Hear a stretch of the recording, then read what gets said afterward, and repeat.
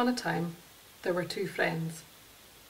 Their names were Hilda and Meg. Hilda was a school teacher and she was passionate about helping children to learn about the environment. I'm Meg. I worked full-time as a scientist. I enjoyed my work, but I wasn't actually passionate about it. Hilda and I often went sea kayaking together. One day, after a particularly cold kayaking trip, I got ill with a virus. Then Hilda got the virus too, from me. A month later, we were both still off work, exhausted and struggling to function. Basic activities like preparing a simple meal became a real challenge. We both had ME. At the moment, no one knows what causes ME. The biology of the illness is very poorly understood. Although Hilda and I were both very unwell, we could support each other by talking on the phone or occasionally meeting for a cup of tea. But we could both only talk for 20 minutes, and after that our brains would just stop functioning. We both had the same GP who was very supportive and helpful, and we both slowly started to make some progress.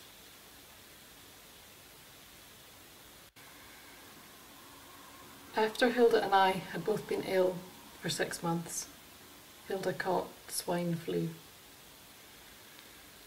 Her ME became severe, maybe from the swine flu or maybe from the antiviral drugs she'd been prescribed. She became unable to talk on the phone, unable to prepare food, and struggled to walk the length of our house.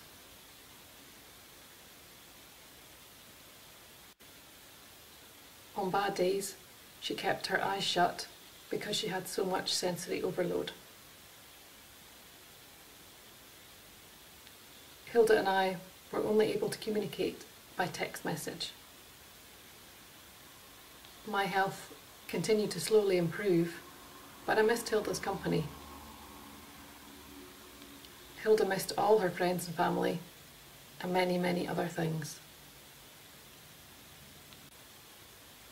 As I gained energy, I used my knowledge of science to read about therapies for ME. I read about CBT, cognitive behavioural therapy.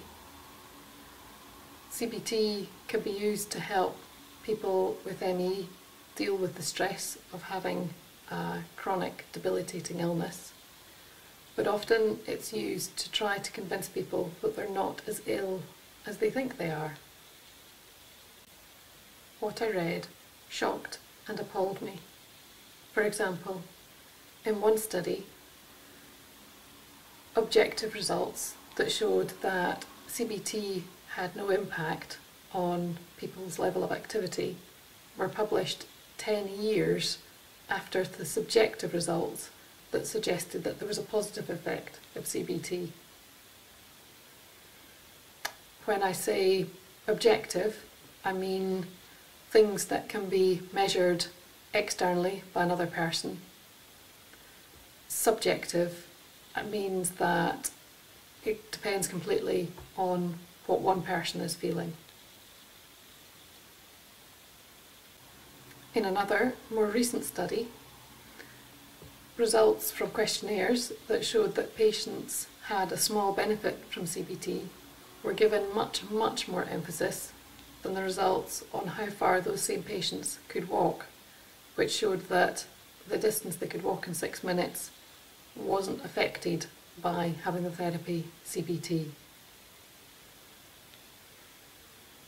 The scientists running this trial had originally planned to get the patients to wear pedometers to measure how much activity they were doing, but they removed this measure and instead replaced it with more subjective questionnaires. There was a lot of media publicity about how good the results of this trial were, but patient groups weren't convinced. In a trial situation where both the patient and the therapist have an expectation that the patient is going to feel better, it can be very easy for the patient to report feeling better than they actually do.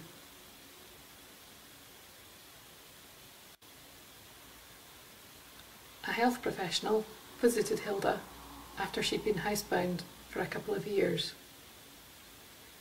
He didn't believe that she was really ill.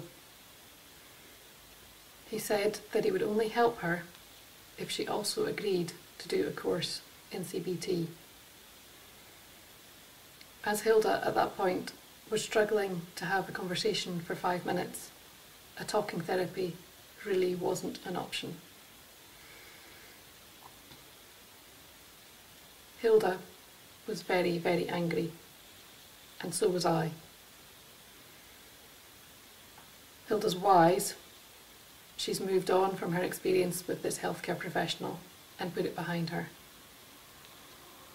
I'm still really angry.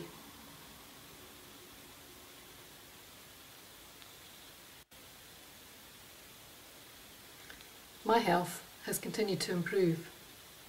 I'm back at work, part-time, and I can have some sort of limited social life. Hilda's still housebound, 4 years on, imprisoned by her illness.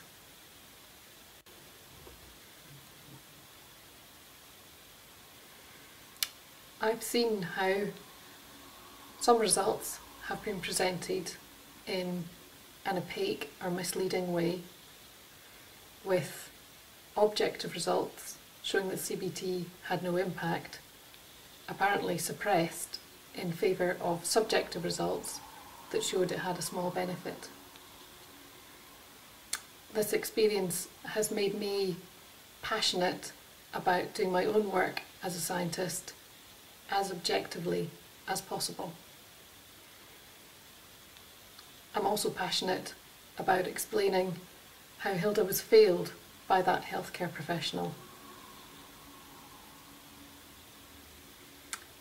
If the science had been done in a robust and rigorous way and reported in a robust and rigorous way, would that healthcare professional have talked to Hilda the way he did? What we need is a better understanding of the biology of the disease, and thankfully this research is now starting to happen.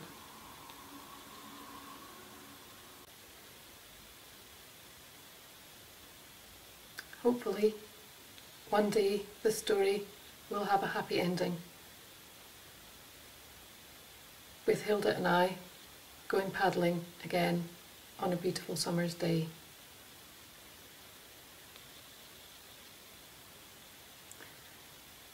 If you'd like any more information about what I've talked about today, you can contact me via the Lochaber ME website.